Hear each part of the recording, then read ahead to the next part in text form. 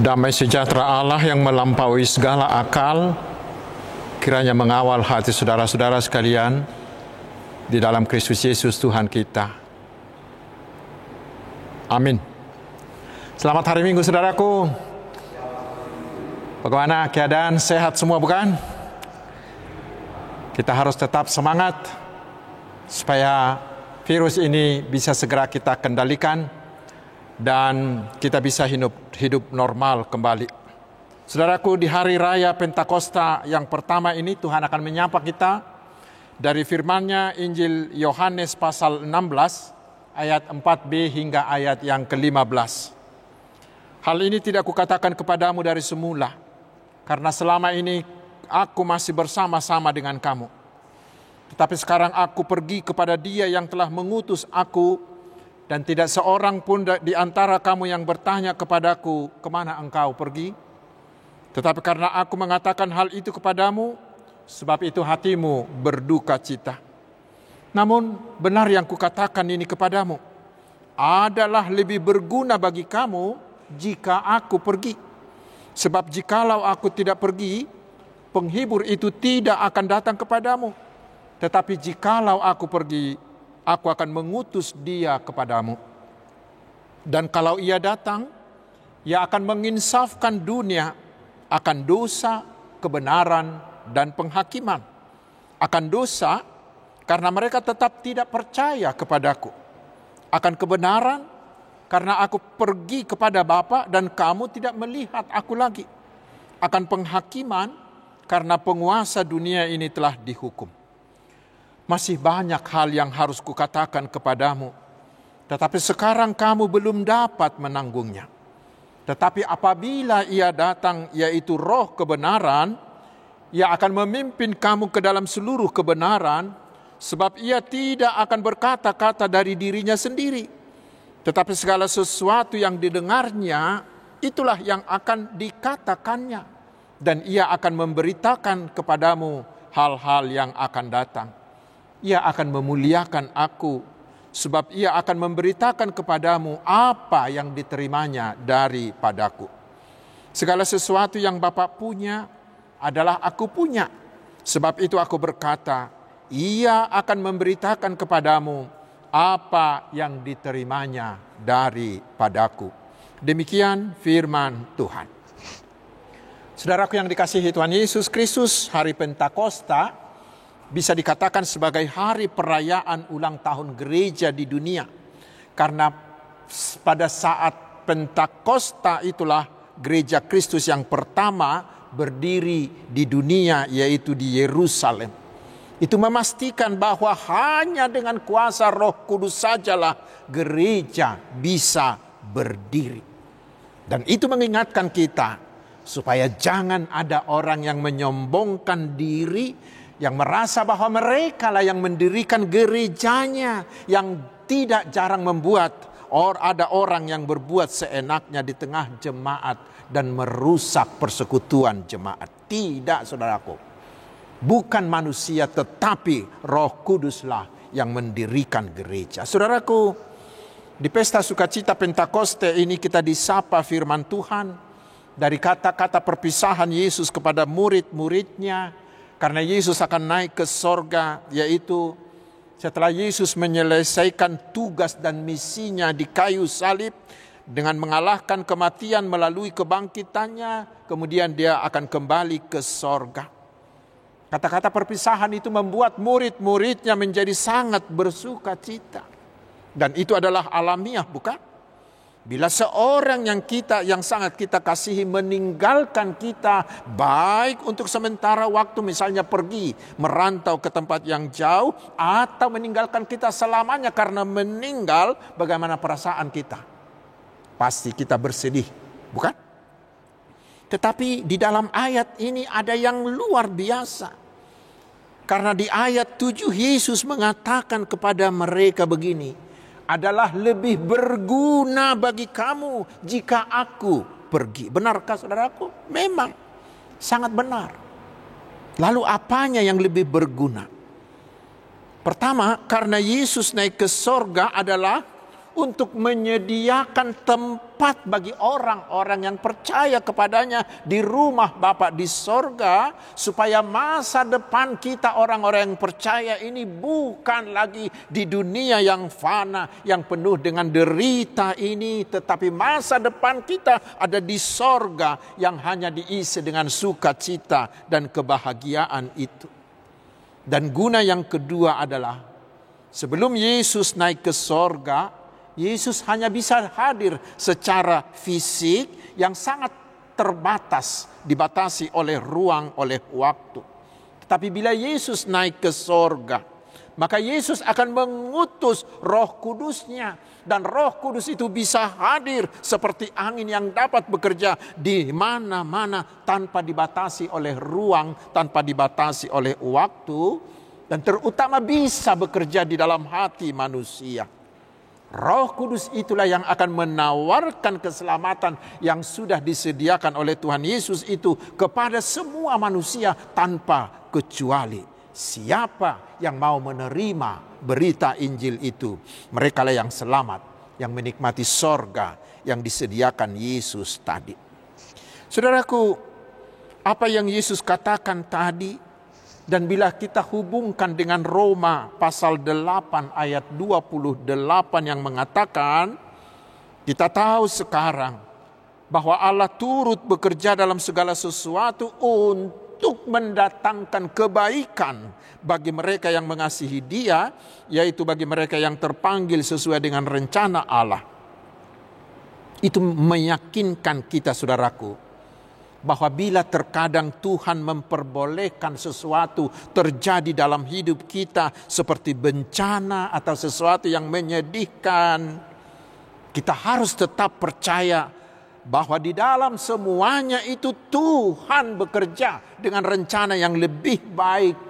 Tuhan mau memberikan yang lebih berguna bagi kita. Tetaplah, saudaraku, yakin dengan perkataan Yesus itu. Saudaraku yang dikasihi Tuhan Yesus, setelah berjanji bahwa setelah naik ke sorga Dia akan mengutus Roh Kudus-Nya, selanjutnya Yesus memaparkan kepada kita keluar biasaan pekerjaan dari Roh Kudus itu. Dalam bahasa aslinya, Yesus menyebut Roh Kudus itu di sini sebagai Parakletos. Parakletos itu adalah pribadi yang bisa kita undang untuk membantu kita. Karena Parakletos itu mampu melakukan berbagai hal bagi kita.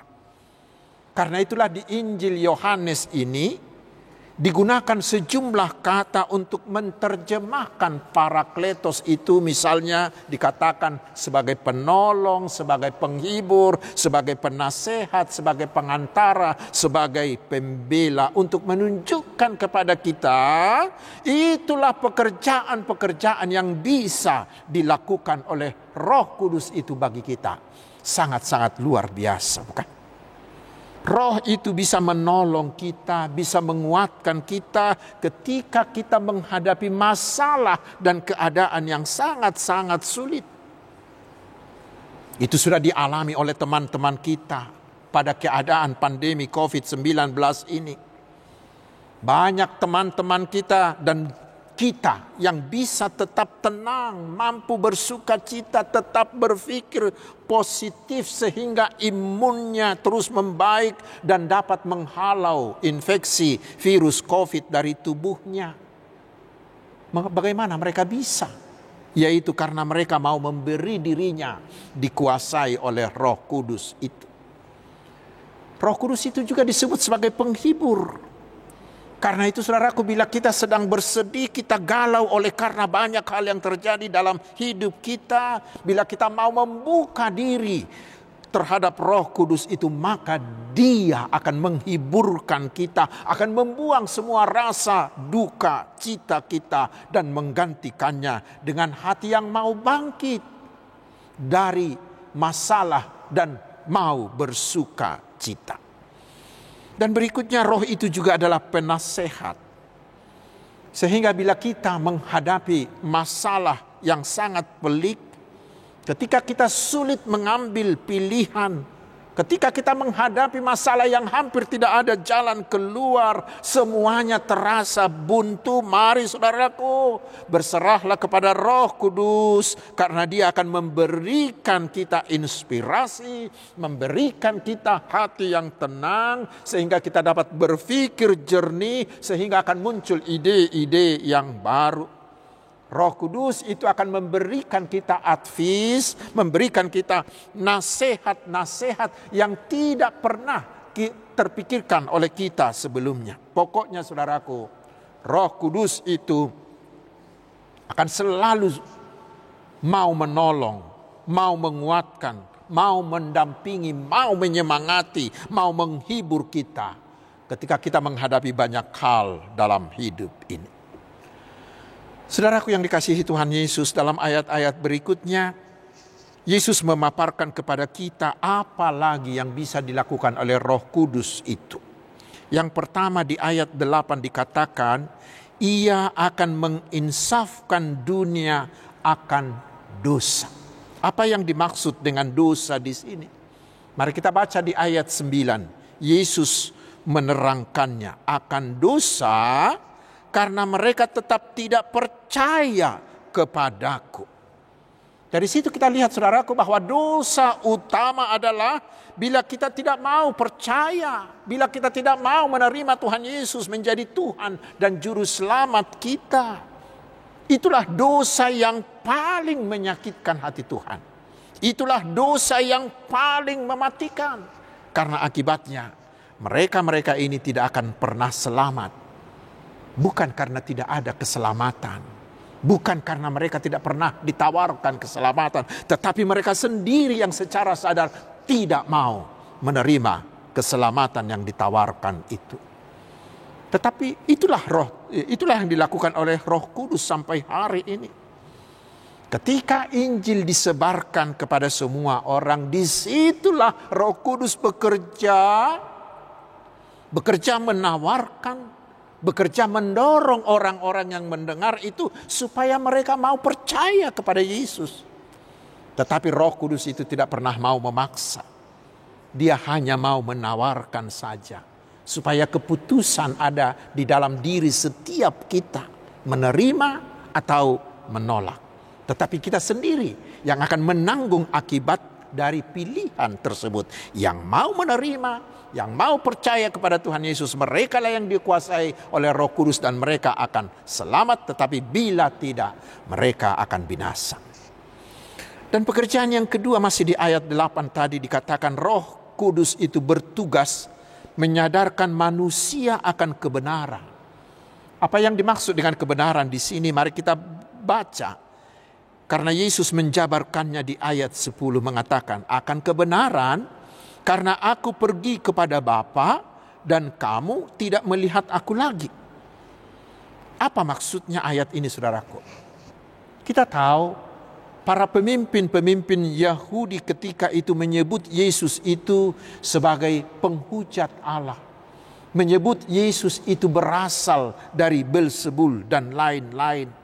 Karena itulah mereka menyalibkan Yesus sebagai penjahat.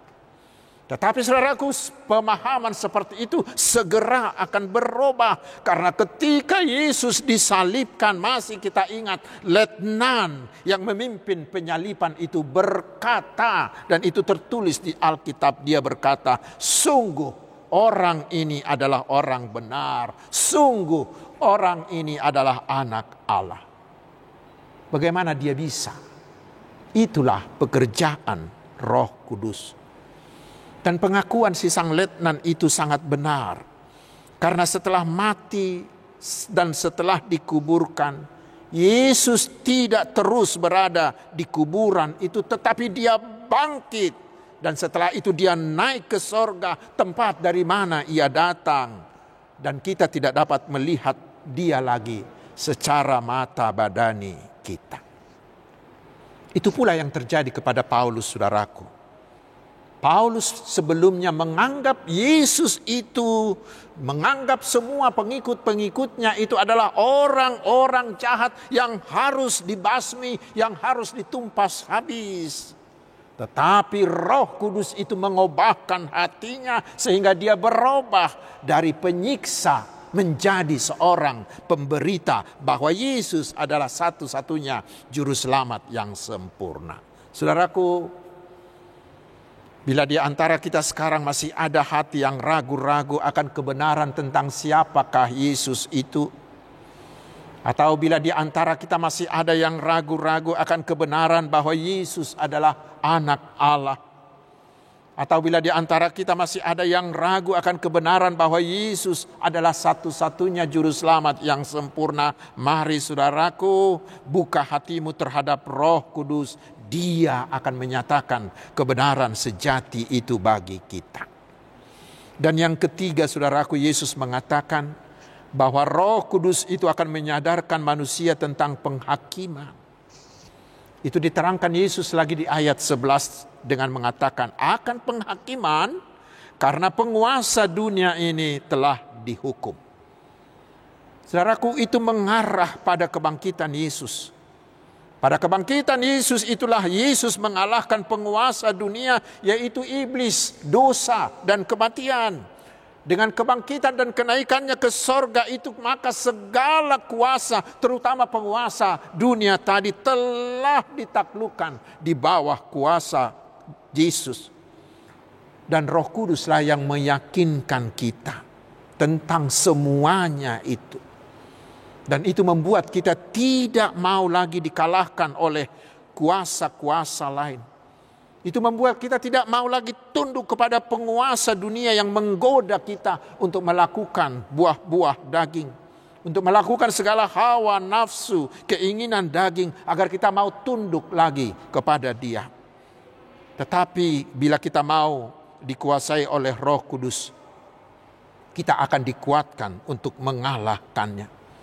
Dan setelah itu kita akan membuahkan buah-buah roh. Dan untuk lebih jelasnya ini akan saya terangkan di khotbah besok di pesta Pentakosta yang kedua.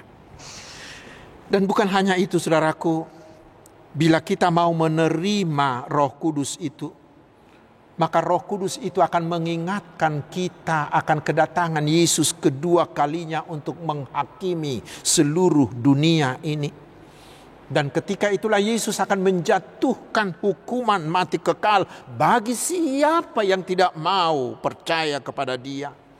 Sehingga bila kita mau menerima Roh Kudus itu, kita akan diingatkan tentang itu. Sehingga setiap saat kita akan terus-menerus memperbaharui diri kita, menjaga diri kita agar hidup kita tidak bercacat. Agar kita selalu menjauhi hidup yang jahat sebagai tanda kesiapan kita menunggu hari penghakiman tersebut. Saudaraku, itulah manfaat-manfaat yang tak terbilang yang akan kita terima bila kita mau menerima curahan dan penguasaan Roh Kudus akan hidup kita. Bila kita mau dikendalikan oleh Roh Kudus itu. Tetapi memang ada orang yang ragu-ragu. Apakah saya ini sudah dipenuhi oleh Roh Kudus? Banyak orang yang masih ragu-ragu tentang itu. Mengapa mereka ragu-ragu? Karena banyak orang yang beranggapan, karena banyak orang juga yang mengajarkan sehingga banyak orang beranggapan bahwa dipenuhi oleh Roh Kudus itu harus nampak dalam bentuk-bentuk yang spektakuler. Mereka mengatakan bahwa bila kita sudah dipenuhi Roh Kudus itu harus diikuti dengan kejadian-kejadian ajaib seperti berbahasa roh, seperti kesembuhan tanpa berobat dan lain-lain. Tetapi saudaraku, firman Tuhan hari ini memastikan kepada kita bahwa yang terpenting sebagai bukti kita sudah dikuasai oleh Roh Kudus bukanlah tanda-tanda spektakuler tadi, bukan. Tetapi kita sudah benar-benar dikuasai Roh Kudus bila kita sudah menerima Tuhan Yesus menjadi Tuhan dan Juru Selamat kita. Karena kita sudah percaya bahwa Yesus itu adalah anak Allah. Kita sudah benar-benar dipenuhi oleh Roh Kudus bila kita percaya, memiliki kepastian bahwa ketika Tuhan Yesus datang kelak, Dia akan membenarkan kita dan Dia akan membawa kita memasuki sorganya. Kita sudah dipenuhi oleh Roh Kudus. Bila kita mau mengandalkan roh itu, sehingga ketika kita bingung, kita diberi nasihat. Ketika kita bersedih, kita dihiburkan dan dikuatkan. Ketika kita ragu-ragu, kita diberi kepastian. Itulah tanda bahwa kita sudah dipenuhi oleh Roh Kudus. Karena itu saudaraku, mari hari ini Tuhan mengajak kita, beri dirimu dikuasai Roh Kudus. Selamat merayakan hari Pentakosta. Amin. Mari kita berdoa. Ya Roh Kudus, penuhi dan kuasailah hidup kami, agar kami menyadari dosa ketidakpercayaan kami, agar kami menyadari bahwa hanya Engkaulah juru selamat, sehingga kami setiap saat mempersiapkan diri kami menghadapi hari penghakiman-Mu, sehingga setiap saat kami mau memperbaiki iman dan hidup kami menjadi orang yang tak bercacat dan hidup kudus di hadapan-Mu. Ya Roh Kudus, berkatilah gereja-Mu di seluruh dunia agar tetap bersatu, agar tetap berkuasa dan berkomitmen memperluas kerajaan-Mu. Kiranya kuasa-Mu sajalah yang diandalkan oleh para hamba-hamba-Mu dalam seluruh pelayanannya. Ya Roh Kudus, bantulah gereja-gereja-Mu yang sedang mengalami pergumulan-pergumulan, baik oleh faktor internal, terutama oleh faktor eksternal. Ya Tuhan Allah Bapa kami di sorga, lawatlah kami umat-Mu ini satu persatu, sehingga semua yang sedang sakit, terutama yang sedang terinfeksi virus COVID ini, menjadi sembuh karena kuasa-Mu. Yang berduka oleh apapun mendapat kekuatan dan terhiburkan oleh kuasa-Mu. Mereka yang goyah menjadi kuat oleh kuasa-Mu. Dan segala keperluan kami menjadi tercukupkan oleh pemberian-Mu. Ya Tuhan, berilah hati yang semakin taat bagi semua lapisan masyarakat kami untuk menaati protokol kesehatan. Buanglah segala sikap anggap enteng dan tidak peduli, sehingga angka penularan virus ini bisa segera dihentikan. Berkatilah semua vaksin yang sudah dan akan digunakan. Segeralah ya Tuhan memberi obat untuk melawan virus ini. Ya Tuhan Bapa di sorga, Engkau Bapa yang Maha Kasih, kami memohon, kuatkanlah sahabat-sahabat kami yang sedang dilanda bencana, agar mereka segera bangkit dan maju membangun masa depannya yang baru. Jagailah bangsa kami ini agar tetap aman, bersatu dan sejahtera. Kuasailah hati semua pemimpin-pemimpin kami agar mereka memiliki hati yang jujur, hati yang tulus, yang amanah, jauh dari politik identitas, jauh dari politik parsial. Dan mampukanlah semua umat-Mu agar menjadi terang, menjadi garam, dan menjadi berkat bagi bangsa ini. Terpujilah nama-Mu ya Allah, Bapa, Anak, dan Roh Kudus. Amin.